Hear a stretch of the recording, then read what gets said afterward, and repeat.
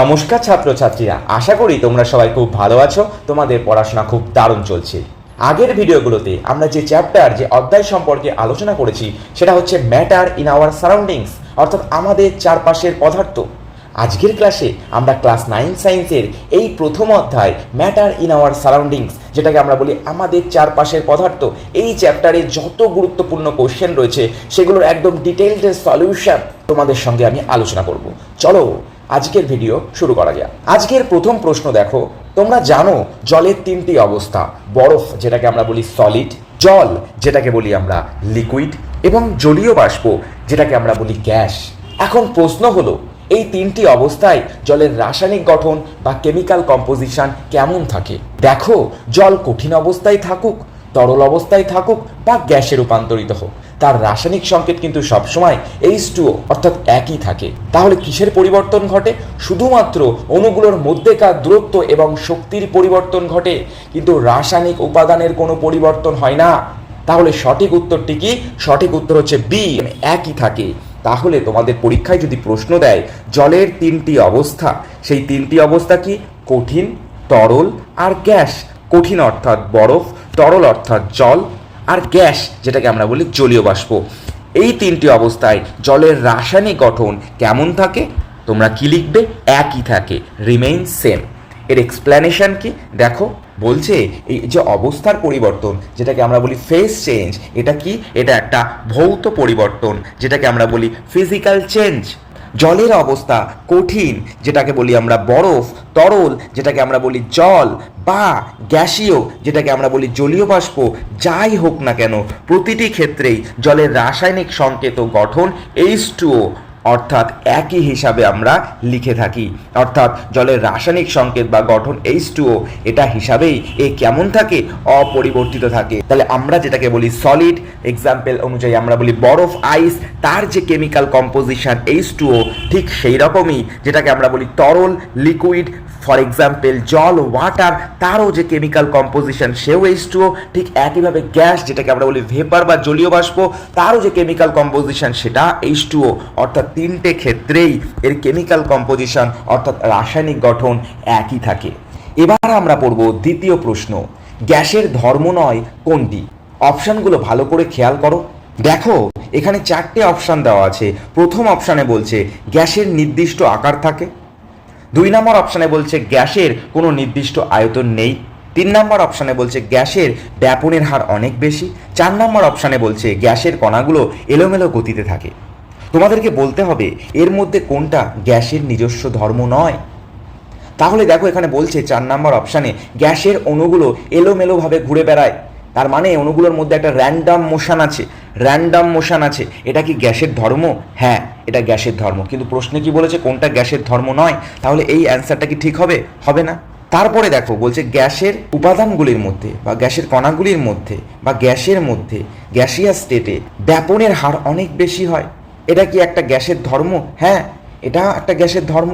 কারণ গ্যাসীয় অবস্থায় এর মধ্যে কি হয়? ব্যাপন হার, রেট অফ ডিফিউশন, এর পরিমাণকে ইনক্রিজ করে অনেক বেশি।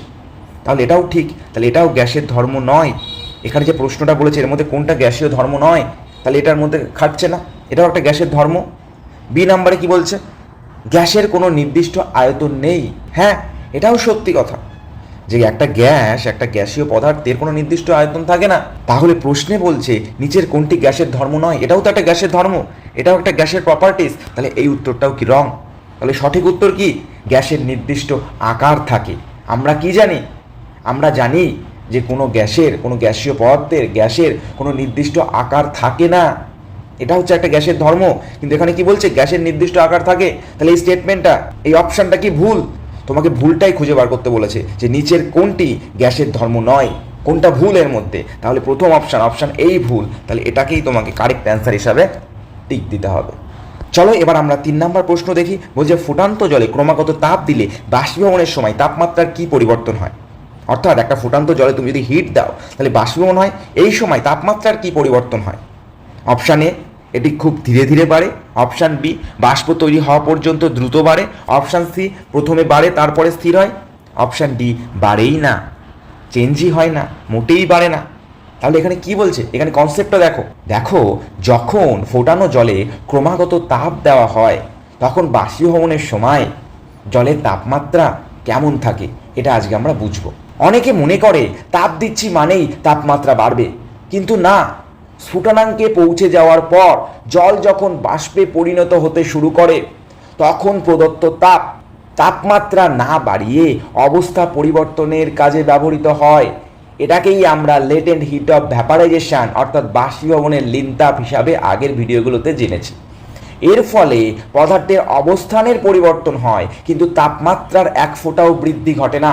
অর্থাৎ এখানে পদার্থের মধ্যের কণাগুলির মধ্যে বন্ড ব্রেক হয়, বন্ডের চেঞ্জ হয়, ভাঙাভাঙি চলে, অবস্থার স্ট্রাকচারের পরিবর্তন হয়। অর্থাৎ স্ট্রাকচার বলতে কি বলছি, অণুগুলোর মধ্যে যে স্ট্রংনেস থাকে সেই স্ট্রংনেস লুজ হয়, আবার অনেক সময় লুজনেস থাকলে স্ট্রংনেস হয়। অর্থাৎ তাদের মধ্যে অবস্থার পরিবর্তন ঘটে। অর্থাৎ সলিড থেকে কখনো লিকুইডে যায়, আবার কখনো লিকুইড থেকে গ্যাসিয়াস স্টেটে যায়। অর্থাৎ অবস্থার চেঞ্জ হয়, কিন্তু টেম্পারেচার কি হয়, টেম্পারেচার কনস্ট্যান্ট থাকে। কতক্ষণ পর্যন্ত এই টেম্পারেচার স্থির থাকে? অবস্থার পরিবর্তন শেষ না হওয়া পর্যন্ত। অর্থাৎ 100 ডিগ্রি সেন্টিগ্রেড উষ্ণতার তুমি একটা লিকুইডকে যতক্ষণ না পর্যন্ত 100 ডিগ্রি সেন্টিগ্রেড উষ্ণতার ভেপারে পরিণত করতে পারছো ততক্ষণ পর্যন্ত এর স্টেট চেঞ্জ হবে, অবস্থা পরিবর্তন হবে, কিন্তু টেম্পারেচারের কোনো পরিবর্তন হবে না। 100 ডিগ্রি সেন্টিগ্রেড উষ্ণতার লিকুইড, অর্থাৎ লিকুইডের যে টেম্পারেচার ছিল 100 ডিগ্রি সেন্টিগ্রেড, ভেপারের মধ্যেও সেই একই টেম্পারেচার থাকবে 100 ডিগ্রি সেন্টিগ্রেড যতক্ষণ না পর্যন্ত টোটাল লিকুইডটা ভেপারে কনভার্ট হচ্ছে। বোঝা গেল? অর্থাৎ সম্পূর্ণ অবস্থার পরিবর্তন না হওয়া পর্যন্ত উষ্ণতার কোনো পরিবর্তন হয় না। এটাকেই আমরা শিখেছিলাম লেটেন্ট হিট। এই তরল থেকে গ্যাসে পরিণত হওয়ার ক্ষেত্রে কোন লেটেন্ট হিট ব্যবহৃত হচ্ছে? এখানে ব্যবহৃত হচ্ছে লেটেন্ট হিট অফ ভেপারাইজেশন, বাষ্পীভবনের লিনতাপ। তাহলে এখানে কি প্রশ্ন বলেছে? প্রশ্নে বলেছে ফুটান্ত জলে ক্রমাগত তাপ দিলে বাষ্পীভবনের সময় তাপমাত্রার কি পরিবর্তন হয়? তোমাদের উত্তর হবে একদম না, মোটেই বাড়ে না, কোনো চেঞ্জ হয় না। যতক্ষণ না পর্যন্ত অবস্থার সম্পূর্ণ পরিবর্তন না ঘটছে ততক্ষণ পর্যন্ত তাপমাত্রার এক ফোঁটাও চেঞ্জ হবে না।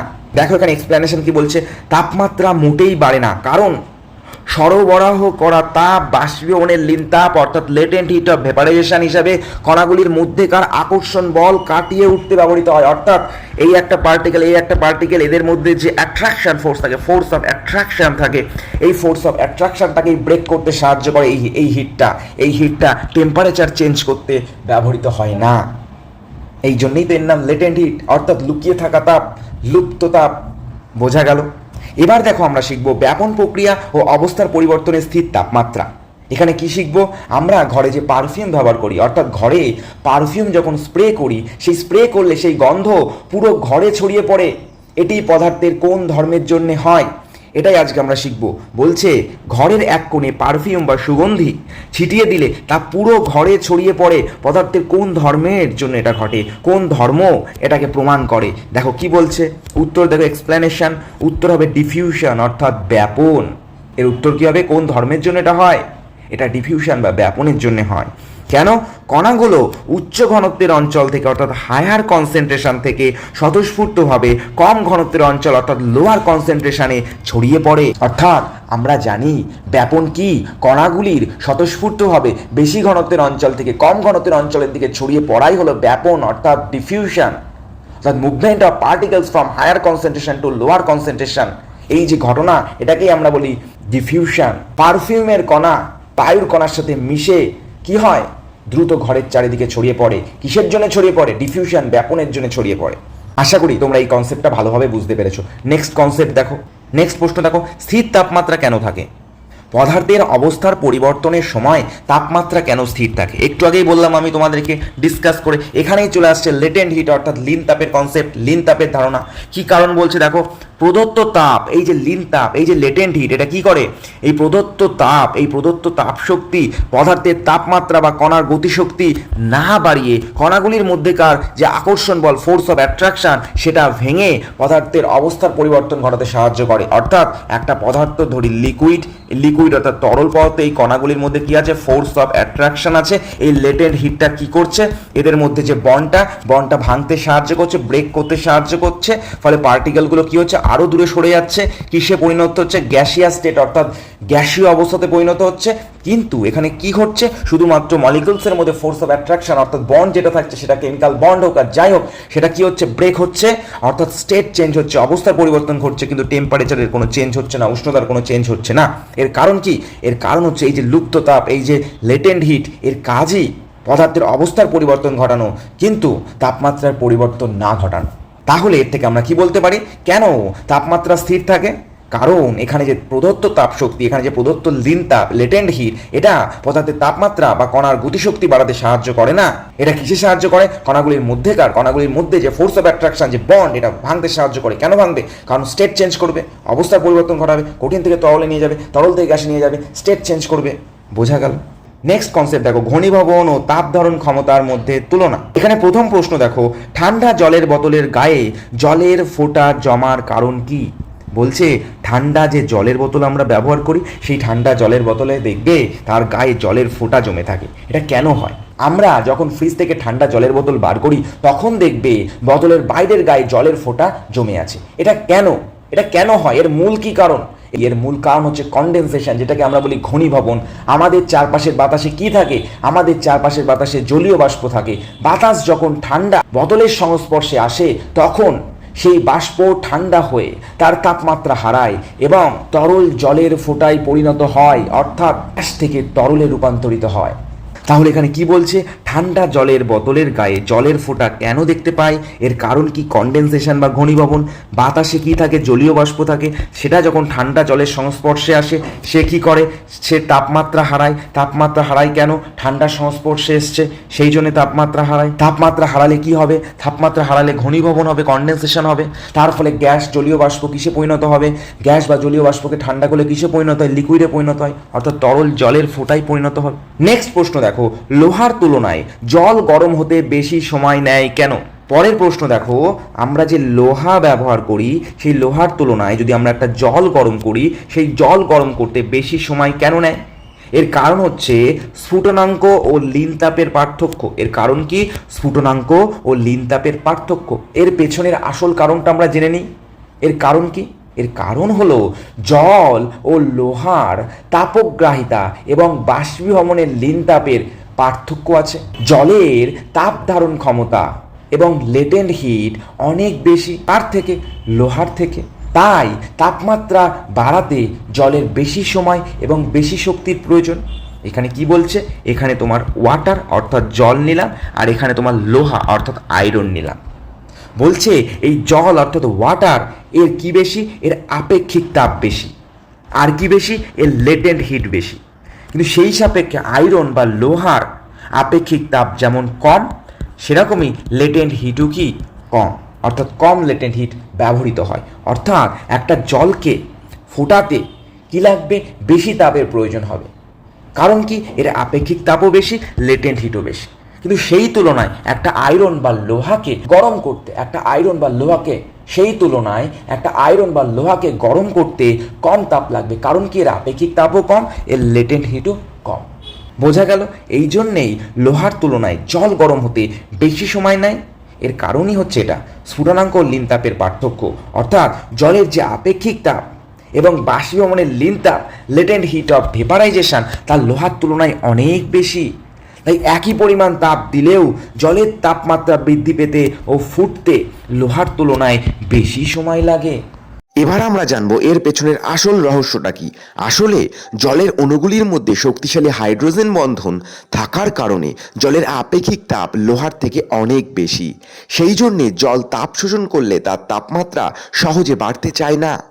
পক্ষান্তরে লোহা একটা ধাতু হওয়ায় তার পরমাণুগুলোর মধ্যে বন্ধন তাপ পেতেই দ্রুত গতিশীল হয় এবং তাড়াতাড়ি তাপমাত্রা বেড়ে যায়। এর কারণ কি? হাইড্রোজেন বন্ধন। জলের অণুগুলি বিশেষ হাইড্রোজেন বন্ড দিয়ে শক্ত করে বাঁধা থাকে। এই বন্ধন ভাঙতে ও তাপশক্তি সঞ্চয় করতে জলের অনেক বেশি শক্তির প্রয়োজন হয়। সেই তুলনায় লোহার পরমাণু সহজেই তাপ গ্রহণ করে তাপমাত্রা বাড়িয়ে ফেলে। লোহা তাপমাত্রা পেতেই কেন তাড়াতাড়ি হিট হয়ে যায়? এর কারণ কি? কারণ লোহার আপেক্ষিক তাপ অনেক কম। আর এই আপেক্ষিক তাপ কম হওয়ার কারণ হলো এর মধ্যে মুক্ত ইলেকট্রন এবং দুর্বল ধাতব বন্ধন থাকে, যার ফলে সামান্য তাপ পেলেই লোহার পরমাণুগুলো দ্রুত ভাইব্রেট হতে শুরু করে, কাঁপতে শুরু করে। লোহার পরমাণুগুলোর মধ্যেকার বন্ধন জলের হাইড্রোজেন বন্ধনের মতো শক্ত নয়, তাই এরা সহজেই কম্পিত হয়, ভাইব্রেট হয় এবং তাপমাত্রা বাড়িয়ে ফেলে। এবার চলো আমরা ভেজা কাপড় শুকানো ও বাষ্পায়নের বিভিন্ন নিয়ম সমগ্র আমরা জানব। দেখো এখানে আমি দুটো ক্ষেত্র বলছি। মিনা ফ্যানের নিচে ছায়ায় কাপড় শুকাতে দিচ্ছে, আর রবি রোদে বাতাস ছাড়া কাপড় টাঙিয়েছে। কার কাপড় আগে শুকাবে? দেখো আমি তোমাদেরকে দুটো কেস দিচ্ছি, দুটো ক্ষেত্র দিচ্ছি। প্রথম ক্ষেত্রে মিনা ফ্যানের নিচে ছায়ায় কাপড় শুকাতে দিচ্ছে, আর দ্বিতীয় ক্ষেত্রে রবি রোদে কাপড় টাঙাচ্ছে। কার কাপড় আগে শুকাবে? তাহলে প্রথম প্রশ্নের উত্তরে আমরা দেখব যে মিনার কাপড় দ্রুত শুকাবে। এর কারণ কি? ফ্যানের বাতাসে বায়ুর গতিবেগ বেশি থাকায় কাপড়ের উপরের পৃষ্ঠ থেকে জলীয় বাষ্পের কণা দ্রুত সরিয়ে যায়। সেই জন্যে ভেজা কাপড় যদি আমরা ফ্যানের নিচে দিই তাহলে সে তাড়াতাড়ি শুকাবে। কার তুলনায়? যদি আমরা বাতাসহীন আকাশের নিচে ছাদে যদি আমরা কাপড় মেলে দিই। এর কারণ কি? আমরা জানি বাষ্পায়ন অর্থাৎ এভাপোরেশন রেট চারটে জিনিসের ওপরে নির্ভর করে। এক নাম্বার কি? সারফেস এরিয়া অর্থাৎ ক্ষেত্রফল। সারফেসের এরিয়া যত বেশি হবে এভাপোরেশন রেট তত বাড়বে। বায়ুর গতি, বাতাসের বায়ুর গতি যত বাড়বে, উইন্ড স্পিড যত বাড়বে, বাষ্পায়ন অর্থাৎ এভাপোরেশন রেট তত বাড়বে। তিন নাম্বার উষ্ণতা, টেম্পারেচার যত বাড়বে বাষ্পায়ন অর্থাৎ এভাপোরেশন রেট তত বাড়বে। চার নাম্বার আর্দ্রতা বা হিউমিডিটি হার রেট যত বাড়বে বাষ্পায়নের হার অর্থাৎ বাতাসের হিউমিডিটি জলীয় বাষ্পের পরিমাণ যত বেশি হবে এভাপোরেশন রেট অর্থাৎ বাষ্পায়নের হার তত কমবে। তাহলে এখানে কেসটা কি? এখানে কেসটা হচ্ছে উইন্ড স্পিড অর্থাৎ বায়ুর গতি। এখানে মিনা সে বাতাস অর্থাৎ বাতাসের নিচে দিয়েছে অর্থাৎ বাতাসের গতির নিচে দিয়েছে অর্থাৎ ফ্যানের নিচে দিয়েছে। ফ্যানের বাতাসের গতি কি? বেশি। কার তুলনায়? বাতাসহীন ছাদে মেলার তুলনায়। তাহলে এখানে কোন কেস খাটছে? এখানে যে কেসটা খাটছে সেটা হচ্ছে বায়ুর গতি। এখানে মিনা ছায়াতে অর্থাৎ ফ্যানের নিচে ভেজা কাপড় মেলে দিল, ছায়াতে মেললো, কিন্তু বায়ুর গতি এখানে বেশি, সেই জন্য এখানে এভাপোরেশন অর্থাৎ বাষ্পায়নের রেট বেশি, সেই জন্য মিনার কাপড় এখানে দ্রুত শুকাবে। দেখো এখানে আমরা স্ফুটন বনাম বাষ্পায়ন এবং ঘামের শীতলীকরণ সম্পর্কে জানবো। এখানে বলছে স্ফুটন অর্থাৎ বয়েলিং আর এভাপোরেশন এর মধ্যে বেসিক ডিফারেন্স বা জিনিসটা কি। দেখো স্ফুটন অর্থাৎ বয়েলিং একটা নির্দিষ্ট তাপমাত্রায় ঘটে, যেমন 100 ডিগ্রি সেন্টিগ্রেড জলের ক্ষেত্রে, কিন্তু এভাপোরেশন অর্থাৎ বাষ্পায়নের ক্ষেত্রে এটা যে কোনো উষ্ণতায় ঘটে। কন্ডিশন কি? এটাকে অবশ্যই স্ফুটনাঙ্কের নিচে হতে হবে। স্ফুটনের ক্ষেত্রে বাইরে থেকে ক্রমাগত তাপের প্রয়োজন হয়, কিন্তু এভাপোরেশন অর্থাৎ বাষ্পায়নের ক্ষেত্রে বাইরে থেকে কোনো এক্সটার্নাল তাপের প্রয়োজন হয় না। তিন নাম্বার কি? তিন নাম্বার বলছে স্ফুটন অর্থাৎ বয়েলিংয়ের ক্ষেত্রে সমগ্র তরলের মধ্যে ঘটে এটা, কিন্তু বাষ্পায়ন বা এভাপোরেশন কেবলমাত্র তরলের উপরিপৃষ্ঠ থেকে হয় অর্থাৎ সারফেস থেকে হয়। এর পাশাপাশি আমরা কি জানবো? ঘামের মাধ্যমে আমাদের শরীর কীভাবে ঠান্ডা হয় সেটাও আমরা জানবো। গরমের দিনে শরীর থেকে যে ঘাম বের হয় সেই ঘাম কি হয়ে যায়? বাষ্পীভূত হয়। তখন বাষ্পায়নের জন্য যে প্রয়োজনীয় লিনতাপ বা লেটেন্ট হিটের প্রয়োজন হয় সেটা কোথা থেকে নেয়? ত্বক থেকে গ্রহণ করে। এর ফলে শরীরের তাপমাত্রা কমে যায় এবং আমরা শীতল অনুভব করি। এর পাশাপাশি আমরা আরও কিছু কনসেপ্ট জানবো, যেমন কক্ষ তাপমাত্রায় বা আমাদের সাধারণ রুম টেম্পারেচারে, যেটাকে আমরা বলি 25 ডিগ্রি সেন্টিগ্রেড অর্থাৎ 25 ডিগ্রি সেন্টিগ্রেড উষ্ণতায় আমাদের জল কিন্তু তরল, কিন্তু দেখবে লোহার আলমারি সেটা কঠিন। কেন? জলের ক্ষেত্রে কি ঘটে? সাধারণ তাপমাত্রায় জলের অণুগুলোর মধ্যে যে আকর্ষণ বল, ফোর্স অফ অ্যাট্রাকশন বল, সেটা কঠিনের তুলনায় একটু কম। তারা লুজলি প্যাকড অর্থাৎ একটু ছাড়া ছাড়া থাকে। সেই জন্যে সাধারণ তাপমাত্রায় জলের ক্ষেত্রে এ কেমন থাকে? তরল অবস্থায় থাকে। কিন্তু লোহার আলমারির ক্ষেত্রে কি? লোহার অণুগুলো খুব শক্তভাবে পাশাপাশি আবদ্ধ থাকে, টাইটলি প্যাক থাকে। এদের মধ্যে আকর্ষণ বল প্রচণ্ড বেশি, এই জন্যে এদের নির্দিষ্ট আকার ও আয়তন থাকে। সেই জন্য সাধারণ তাপমাত্রা রুম টেম্পারেচারে এটা সলিড হিসাবে বিরাজ করে, সলিড হিসাবে থাকে। এবার তোমরা নিচে যে গ্রাফটা দেওয়া হচ্ছে, নিচে স্ক্রিনে তোমরা যে গ্রাফটা দেখছো সেই গ্রাফটাকে ভালোভাবে লক্ষ্য করো। এখানে কি বলছে? প্রথমে দেখো কঠিন বরফকে তাপ দিলে তাপমাত্রা বাড়ছে, 0 ডিগ্রি সেন্টিগ্রেডে পৌঁছানোর পর অবস্থার পরিবর্তন শুরু হচ্ছে। সেখানে গ্রাফটি দেখো ফ্ল্যাট হয়ে যাচ্ছে, যেখানে টেম্পারেচারটা কি কনস্ট্যান্ট, যাকে আমরা বলছি লেটেন্ট হিট অফ ফিউশন, এই পোর্শনটা। তাহলে প্রথমে টেম্পারেচার বাড়লো, তারপরে টেম্পারেচার কনস্ট্যান্ট হয়ে গেল, যতক্ষণ না পর্যন্ত কঠিন সলিড লিকুইডের সম্পূর্ণ পরিবর্তন হলো ততক্ষণ পর্যন্ত টেম্পারেচারের কোনো চেঞ্জ হলো না, কনস্ট্যান্ট থাকলো। কিন্তু স্টেটের চেঞ্জ হলো। স্টেটটা কি? সলিড থেকে কিসে রূপান্তরিত হলো? লিকুইডে রূপান্তরিত হলো। এই পজিশনে কি? লিকুইড হয়ে গেল। তারপরে কি হলো? দেখো বরফ গলে পুরোটাই জল হয়ে গেল। এরপর কি হচ্ছে? এরপর দেখো আবার টেম্পারেচার বাড়ছে বাড়ছে বাড়ছে। লিকুইডের টেম্পারেচার যখন 100°C অর্থাৎ 100°C আসলো, তখন আবার টেম্পারেচারটা কি হয়ে গেল? ফিক্সড হয়ে গেল। এখানে 100°C উষ্ণতায় কেন ফিক্সড হলো? এখানেই চলে আসছে লেটেন্ট হিট অফ ভেপারাইজেশন। যতক্ষণ না পর্যন্ত এই 100°C উষ্ণতার সম্পূর্ণ তরল 100°C উষ্ণতার সম্পূর্ণ ভেপার অর্থাৎ গ্যাসিয়াস স্টেটে পৌঁছাচ্ছে, ততক্ষণ পর্যন্ত এই টেম্পারেচারটা কনস্ট্যান্ট হবে। শুধুমাত্র স্টেটটা পরিবর্তন হবে, অবস্থার পরিবর্তন হবে, অর্থাৎ লিকুইড থেকে কিসে পরিণত হবে? গ্যাসে পরিণত হবে। 100°C আবার গ্রাফটা দেখো স্থির হয়ে যাচ্ছে, এটাকেই আমরা বলছি লেটেন্ট হিট অফ ভেপারাইজেশন। এখানে জল বাষ্পে পরিণত হচ্ছে, অর্থাৎ লিকুইড থেকে গ্যাসে ট্রান্সফরমেশন হচ্ছে। বাষ্প হওয়ার পর আবার দেখো তাপমাত্রা ইনক্রিজ করছে, তাপমাত্রা বাড়ছে, তাপমাত্রা ইনক্রিজ করছে, অর্থাৎ ফেজ চেঞ্জের সময় তাপমাত্রা কি হয়? তাপমাত্রা কনস্ট্যান্ট হয়ে যায়, তাপমাত্রা ধ্রুবক হয়ে যায়, তাপমাত্রার কোনো পরিবর্তন হয় না। কারণ এই সময় এই তাপটা কিসে ব্যবহৃত হয়? কণাগুলোর মধ্যেকার আকর্ষণ বল, ফোর্স অফ অ্যাট্রাকশন ভাঙতে সাহায্য করে, কিন্তু টেম্পারেচারের কোনো চেঞ্জ হয় না। বোঝা গেল? আশা করি তোমরা গ্রাফটা খুব ক্লিয়ারলি কনসেপ্টচুয়ালভাবে বুঝতে পেরেছো। এখানে দেখো দুটো কনসেপ্ট বলেছে, একটা হচ্ছে গলনের লিনতাপ, লেটেন্ট হিট অফ ফিউশন। কি বলছে? বরফ গলে জলে রূপান্তরিত হওয়ার সময় তাপমাত্রা কেমন থাকে? 0°C থাকে। আর বাষ্পীভবনের লিনতাপে কি বলছে? লেটেন্ট হিট অফ ভেপারাইজেশনে জল ফুটে বাষ্পে পরিণত হওয়ার সময়ও তাপমাত্রা কি 100°C স্থির থাকে। অর্থাৎ ফেজ চেঞ্জের সময় শক্তি কেবলমাত্র কণাগুলির মধ্যেকার আকর্ষণ বল ভাঙতে সাহায্য করে, টেম্পারেচার চেঞ্জ করতে সাহায্য করে না। চলো এবার আমরা কিছু যুক্তি নির্ভর প্রশ্ন, যেটাকে আমরা বলি অ্যাসারশন এবং রিজন টাইপ কোশ্চেন, এগুলো সম্পর্কে আলোচনা করি। প্রশ্ন নাম্বার 1, অ্যাসারশন নাম্বার এ কি বলছে? কঠিন পদার্থের নির্দিষ্ট আকার ও আয়তন থাকে। আমরা যে সলিড ম্যাটারের কথা বলছি, কঠিন পদার্থের কথা বলছি, তার মধ্যে যে পার্টিকেলস থাকে, কণা থাকে, তার মধ্যে কি হয়? তার মধ্যে সেই কণাগুলির মধ্যে ফোর্স অফ অ্যাট্রাকশন সেটা অনেক বেশি। কার তুলনায় বেশি? লিকুইড এবং গ্যাসের তুলনায়, তরল এবং গ্যাসীয় পদার্থের তুলনায় কঠিন পদার্থের মধ্যে কণাগুলির ফোর্স অফ অ্যাট্রাকশন, আকর্ষণ বল অনেক বেশি থাকে। সেই জন্যে কঠিন পদার্থের কণাগুলো ক্লোজলি প্যাকড অবস্থায় থাকে। কেমন থাকে? ক্লোজলি প্যাকড, অর্থাৎ কাছাকাছি থাকে। তাহলে প্রথম কোশ্চেনটা কি বলছে? প্রথম অ্যাসারশন নাম্বারে কি বলছে? কঠিন পদার্থের নির্দিষ্ট আকার ও আয়তন আছে। এটা একদম সত্যি কথা, একদম রাইট, অর্থাৎ assertion number A right statement. তারপরে কি বলছে? রিজন কি বলছে? এই অ্যাসারশনের পেছনে রিজন কি, কারণ কি? বলছে এই যে স্টেটমেন্ট আমরা বললাম কঠিন পদার্থের নির্দিষ্ট আকার ও আয়তন আছে, এর কারণ কি? এর কারণ বলছে, দেখো রিজনে কি বলছে? এর কারণ কঠিন পদার্থের কণাগুলি খুব শক্তভাবে ঠাসাঠাসি থাকে। আমি এইমাত্র বললাম সলিড অর্থাৎ কঠিন পদার্থ, তার মধ্যে কি থাকে? পার্টিকেল থাকে। এই পার্টিকেলগুলোর মধ্যে কি বেশি থাকে? ফোর্স অফ অ্যাট্রাকশন, অর্থাৎ অণুগুলির মধ্যে আকর্ষণ বল কি থাকে? বেশি থাকে। কার তুলনায় বেশি থাকে? লিকুইড এবং গ্যাসের তুলনায়, তরল এবং গ্যাসের তুলনায়। এর ফলে অণুগুলো কি থাকে? অণুগুলি এরা কি থাকে? কাছাকাছি থাকে, ক্লোজলি প্যাকড অবস্থায় থাকে, অণুগুলি ঠাসাঠাসি অবস্থায় থাকে। আর কি?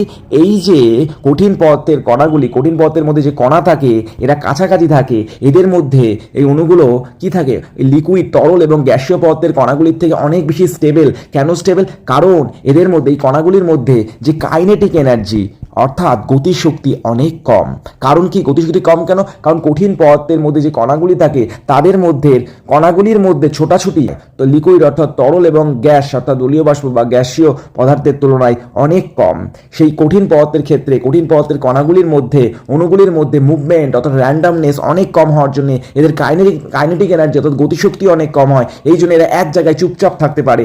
আর কি? এদের মধ্যে, এই কণাগুলির মধ্যে ফোর্স অফ অ্যাট্রাকশন অনেক বেশি, সেই জন্য এরা ক্লোজলি প্যাকড অর্থাৎ ঠাসাঠাসি অবস্থায় থাকে। কঠিন পদার্থের কণাগুলি খুব শক্তভাবে ঠাসাঠাসি থাকে এবং তাদের গতি অত্যন্ত সীমিত, অর্থাৎ তারা স্টেবল ইন নেচার। সেই জন্যই কঠিন পদার্থের কি আছে? নির্দিষ্ট আকার আয়তন আছে। তাহলে আমি খুব ভালোভাবে সহজ ভাষায় তোমাদেরকে এক্সপ্লেন করে দিলাম যে সলিড ম্যাটার, এর মধ্যে যে পার্টিকেল থাকে, সেই পার্টিকেলগুলোর মধ্যে ফোর্স অফ অ্যাট্রাকশন বেশি।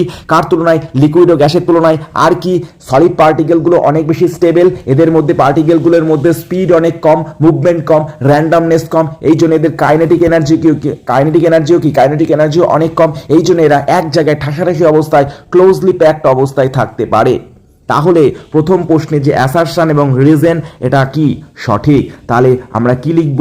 অ্যাসারশন এবং রিজন উভয়ই সত্য। আর কি লিখব? এই রিজন হলো এ, অর্থাৎ অ্যাসারশনের সঠিক ব্যাখ্যা। তাহলে আমি আশা করছি তোমরা পরীক্ষায় এই ধরনের অ্যাসারশন এবং রিজন টাইপের কোশ্চেন দিলে খুব সুন্দরভাবে লিখে আসতে পারবে। নেক্সট কোশ্চেন দেখো। নেক্সট বলছে অ্যাসারশনে কি বলছে? বাতাসের দিনে কাপড় আর্দ্র দিনের চেয়ে দ্রুত শোকায় কেন? এর কারণ হিসেবে বলছে বাতাসে বায়ুর আর্দ্রতা যত বেশি থাকে বাষ্পায়নের হার বেশি হয়। তাহলে এটা কি ঠিক? সঠিক উত্তর কি এ সত্য, অর্থাৎ অ্যাসারশন নাম্বার এ এটা ঠিক স্টেটমেন্ট, কিন্তু এর পেছনে যে কারণটা দিয়েছে এটা ঠিক নয়। চলো আমরা একটু ডিটেইলে ডিসকাস করি। বলছে বাতাসের দিনে, অর্থাৎ যেখানে এয়ার থাকবে, আমরা কি শিখেছি? উইন্ডের স্পিড অর্থাৎ বাতাসের স্পিড যত বেশি হবে এভাপোরেশন রেট তত বাড়বে।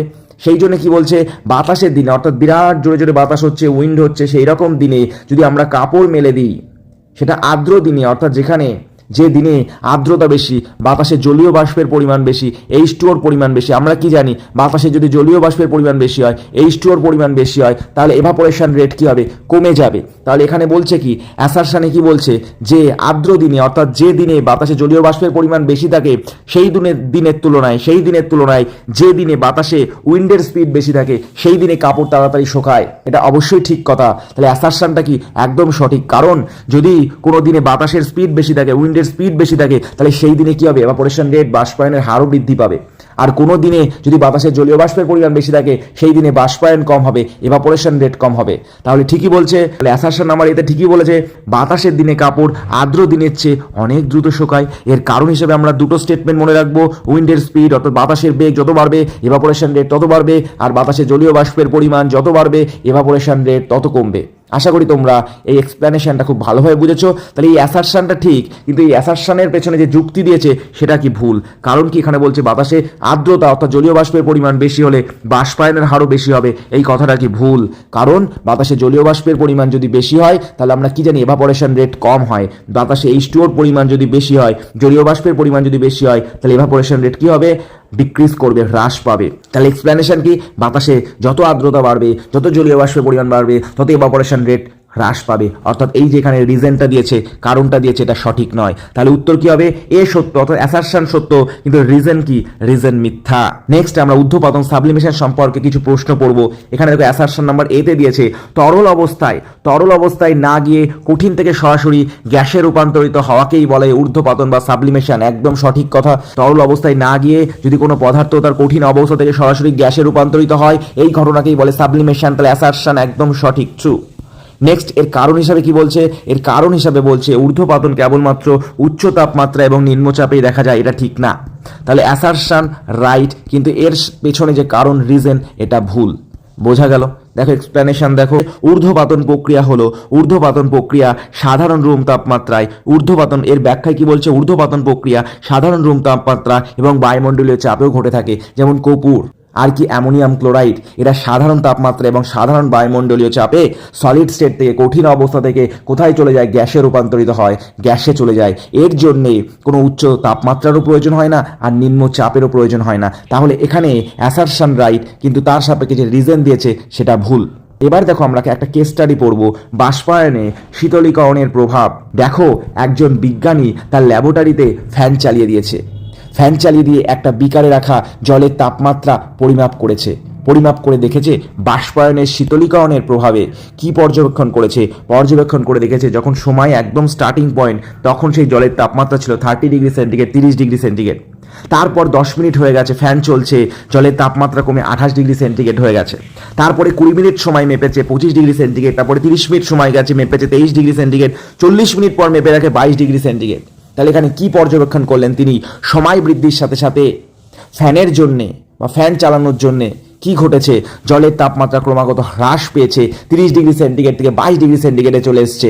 এর কারণ হিসেবে কি বলেছে? ফ্যান চালু থাকার কারণে বাষ্পায়নের হার সাধারণ সময়ের চেয়ে দ্রুততর ঘটেছে। অর্থাৎ এখানে উইন্ড অর্থাৎ বাতাসের স্পিড কি হয়েছে? উইন্ডের স্পিড ইনক্রিজ করেছে। কারণ কি? ফ্যান চলছে। আমরা কি জানি? উইন্ড অর্থাৎ বাতাসের স্পিড বাড়লে এভাপোরেশন রেট বাড়ে, বাষ্পায়ন তাড়াতাড়ি হয়। তাহলে বাষ্পায়ন তাড়াতাড়ি হলে সেখানে কি হবে? ঠান্ডা হবে, কুলিংনেস হবে। কি হবে? কুলিংনেস হবে। সেই জন্য আমরা এই পরীক্ষায় কি দেখলাম? ফ্যান চালানোর জন্য প্রথমে জলের তাপমাত্রা 30 ডিগ্রি সেন্টিগ্রেড ছিল, 30 ডিগ্রি সেন্টিগ্রেড ছিল, কিন্তু পরে যত সময় গেছে তাপমাত্রা কমেছে এবং শেষ পর্যন্ত 40 মিনিটের মাথায় তাপমাত্রা পর্যবেক্ষণ করে বিজ্ঞানী কি দেখলেন? 22 ডিগ্রি সেন্টিগ্রেড তাপমাত্রা মেজার হলো।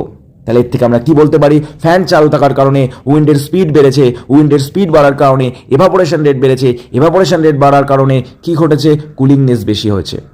তাহলে এই কেস স্টাডি থেকে আমরা কি জানবো? কোন ভৌত প্রক্রিয়া এই তাপমাত্রা হ্রাসের জন্য দায়ী? এর কারণ হিসেবে আমরা বলবো এভাপোরেশন অর্থাৎ বাষ্পায়ন। উপরিপৃষ্ঠের উচ্চ শক্তি সম্পন্ন কণাগুলি বাতাসে কি হয়েছে? বাতাসে উড়ে গেছে। এর ফলে অবশিষ্ট অংশের গড় গতিশক্তি কমে গেছে, এই জন্যেই তাপমাত্রা হ্রাস পেয়েছে। বলছে কোন ভৌত প্রক্রিয়া এই তাপমাত্রা হ্রাসের জন্য দায়ী?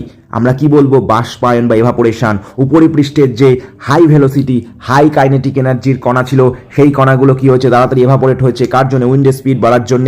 এর ফলে অবশিষ্ট অংশ রেস্ট পার্টের গড় গতিশক্তি কি আলটিমেটলি কমে গেছে। এর ফলে তাপমাত্রাও কি কমে গেছে। আমরা জানি কাইনেটিক এনার্জি যত বাড়বে টেম্পারেচার তত বাড়বে, কাইনেটিক এনার্জি কমে গেলে টেম্পারেচারও কমে যাবে। তাহলে আমরা কি দেখলাম? উইন্ডের স্পিড বেড়েছে। আমরা কি দেখলাম? উইন্ডের স্পিড কি হচ্ছে? বেড়েছে। কেন বেড়েছে? ফ্যান চলেছে, ফ্যান চলার কারণে উইন্ডের স্পিড বেড়েছে। বাতাসের বেগ বেড়েছে, বাতাসের বেগ বাড়ার কারণে কি হচ্ছে? যে লিকুইড ছিল সেই তরলের উপরিপৃষ্ঠের যে কণাগুলো সেগুলো এক্সাইটেড হয়েছে, এদের কাইনেটিক এনার্জি কি হচ্ছে? এক্সাইটেড হয়েছে, বেড়েছে, এরা উত্তেজিত হয়েছে, এরা লিকুইড স্টেট থেকে কোথায় হয়েছে? এভাপোরেট হয়েছে। কোথায় গেছে? গ্যাসিয়াস স্টেটে গেছে। এর ফলে কি ঘটেছে? রেস্ট যে পার্টিকেলগুলো ছিল তাদের কাইনেটিক এনার্জি কি হয়েছে? ড্রপ করেছে। কারণ কি? হাই কাইনেটিক এনার্জি সম্পন্ন কণাগুলো বেরিয়ে গেছে। ফলে আলটিমেটলি টোটাল সলিউশন, সেই সলিউশনে কাইনেটিক এনার্জি, গড় অ্যাভারেজ যে কাইনেটিক এনার্জি সেটা কি হয়ে গেল?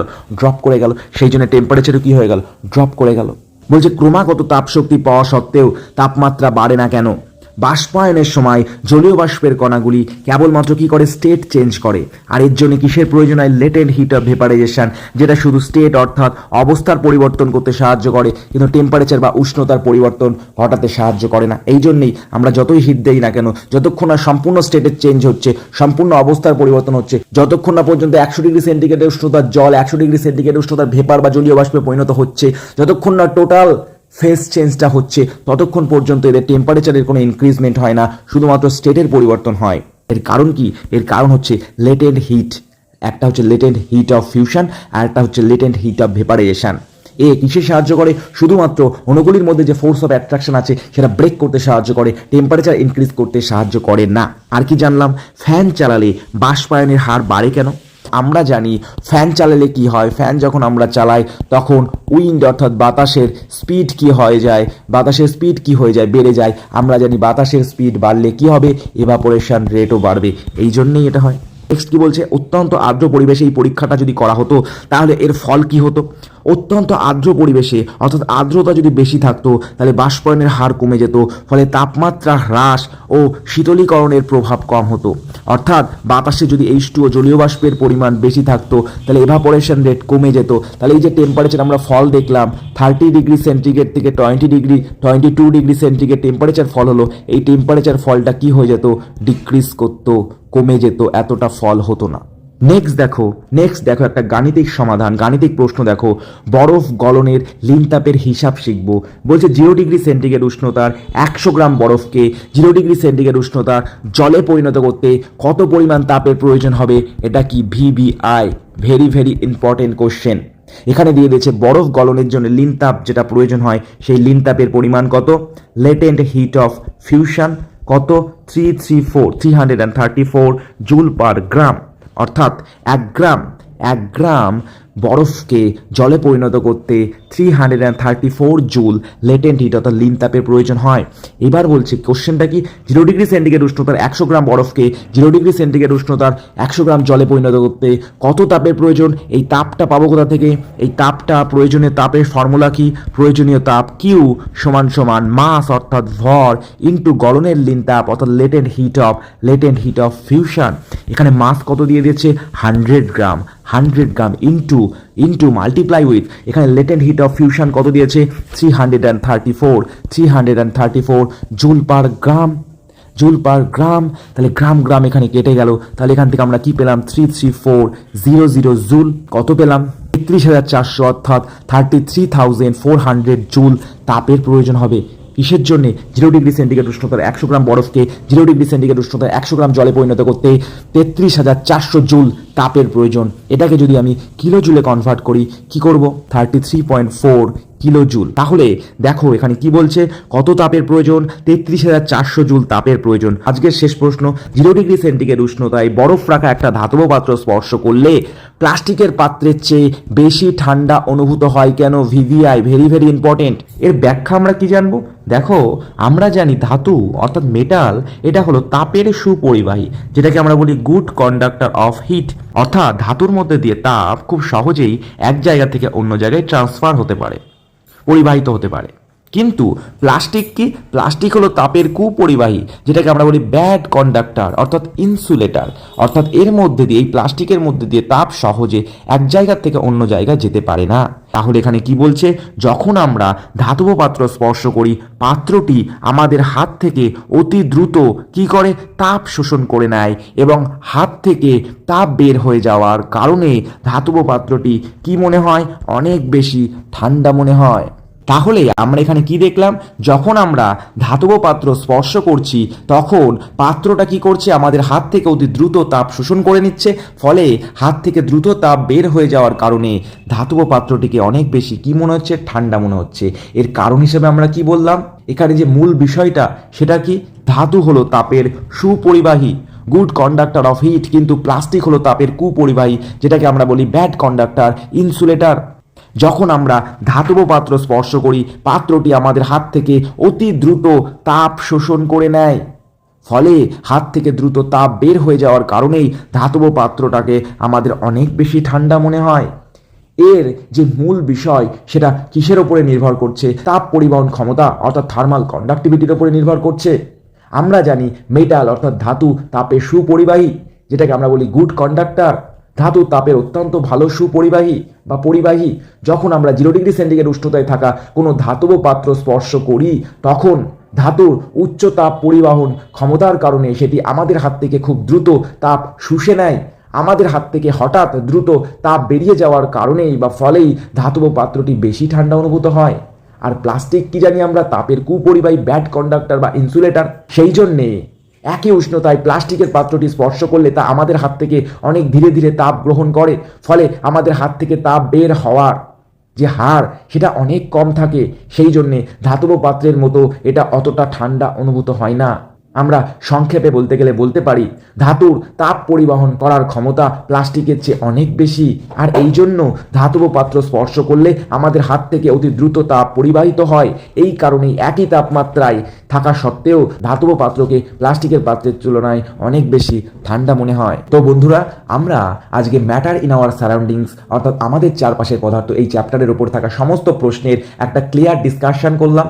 আশা করি তোমাদের আজকের ক্লাসটা খুব ভালো লেগেছে। আজকের ক্লাসটা তোমাদের কেমন লাগলো কমেন্ট করে অবশ্যই জানিও।